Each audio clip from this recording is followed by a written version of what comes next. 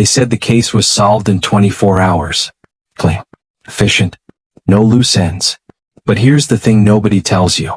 Cases that close that fast usually shouldn't. At 5:18 a.m., a body was found inside a small apartment on the east side of the city. No signs of forced entry. No witnesses. No noise complaints. By the next morning, police announced an arrest. The public felt relief. The media moved on. And the file was stamped closed. But the truth didn't disappear. It just went quiet. The victim's name was Ethan Cole. 36 years old. Male. Single. No criminal record. Ethan worked in logistics. Numbers. Schedules. Predictability. The kind of man who lived routine like a religion. Same coffee shop every morning. Same route to work. Same time home every night. Which is exactly why what happened next made no sense. On the night he died, Ethan never made it home from work. His phone last pinged at 9:42 p.m. inside his apartment.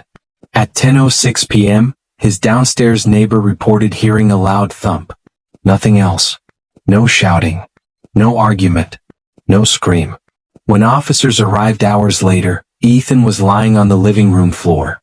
One blunt injury. Fatal. The scene was quiet. Too quiet. A chair was knocked over. A lamp lay broken. But nothing was stolen. Wallet untouched. Phone missing. By noon, detectives had a suspect. Ryan Blake. Male. 39. Former friend. The story was simple. Too simple. Ryan and Ethan had argued weeks earlier over money. A small loan. Unpaid. Tempers flared. Threats exchanged. Ryan had no solid alibi. Security footage placed him near the building that night. And when police searched his car, they found Ethan's phone. Case closed. That's what they said. Ryan confessed within hours. No lawyer. No resistance. Just a tired voice and a signed statement. I didn't mean to kill him, he said. It got out of hand. The city breathed out.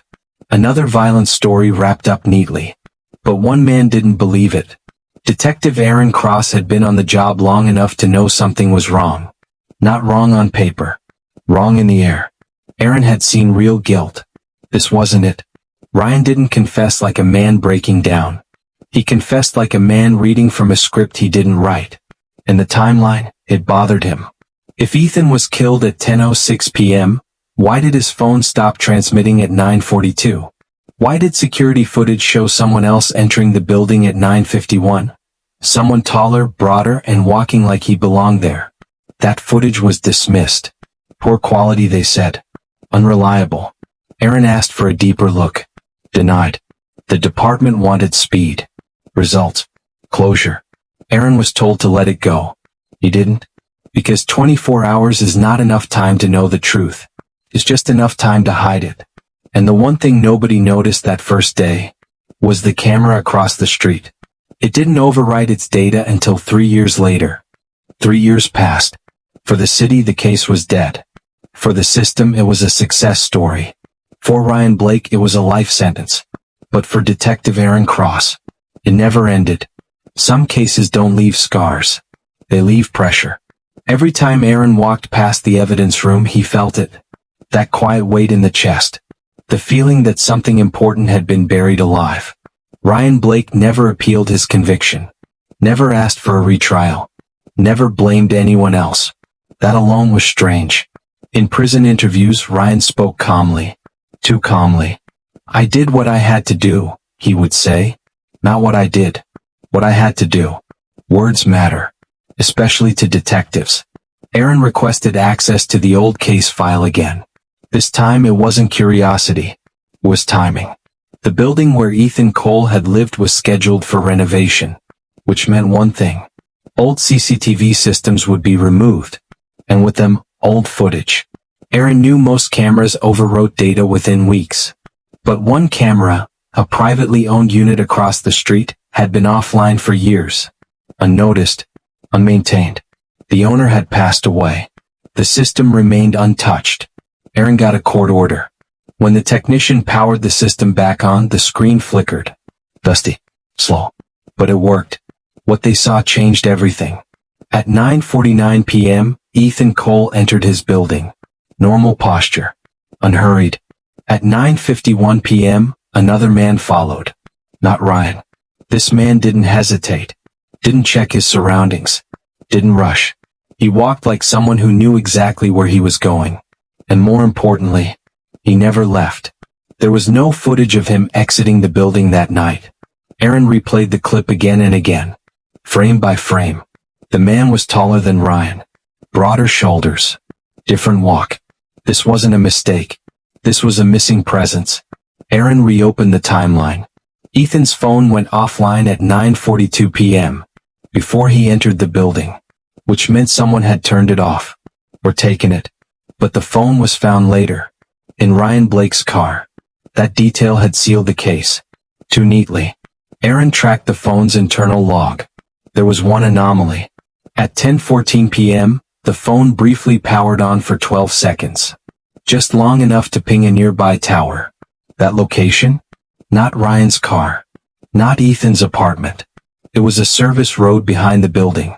Someone else had handled that phone. Aaron visited Ryan in prison. Same calm eyes. Same neutral tone. When Aaron showed him the footage, Ryan didn't react. That was the reaction. Innocent men explode. Guilty men panic. Ryan did neither. You weren't supposed to see that, Ryan said quietly. Not I didn't do it. Not that's not me. You weren't supposed to see that. Aaron asked him the question that had haunted him for years. Why did you confess? Ryan looked down for the first time. Because they already decided who did it, he said. And because someone told me if I didn't, someone else would pay. That sentence hung in the room. Someone else. Ryan had a younger brother. Financial trouble. Outstanding debts. Ethan Cole had been helping him.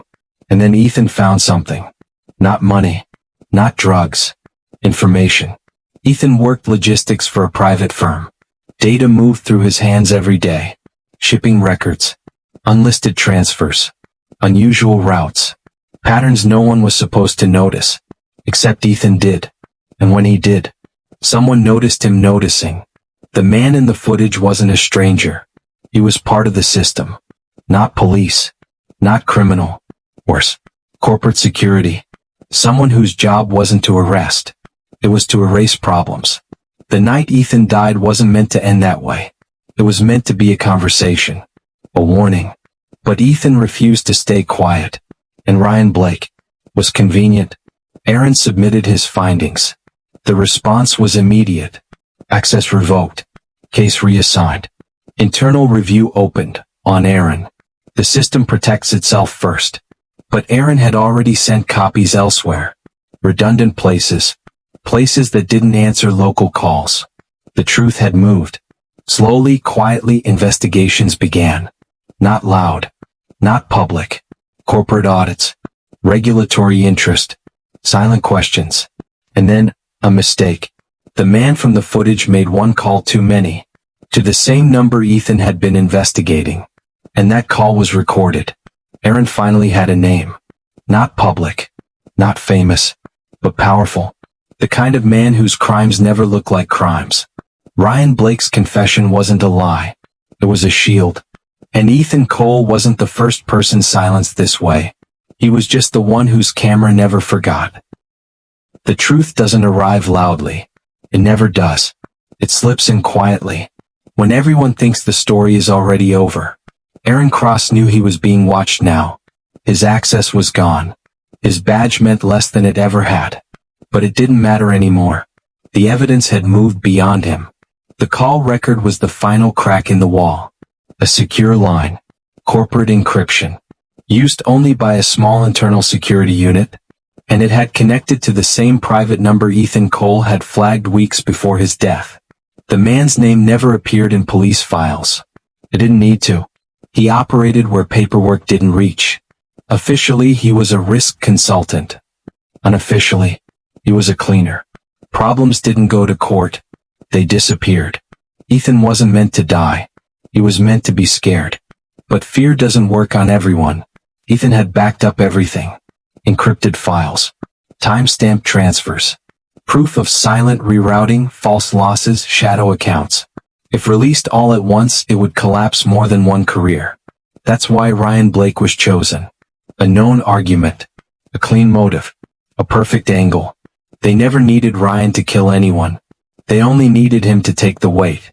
And Ryan did. Because the threat wasn't made against him. It was made against his brother.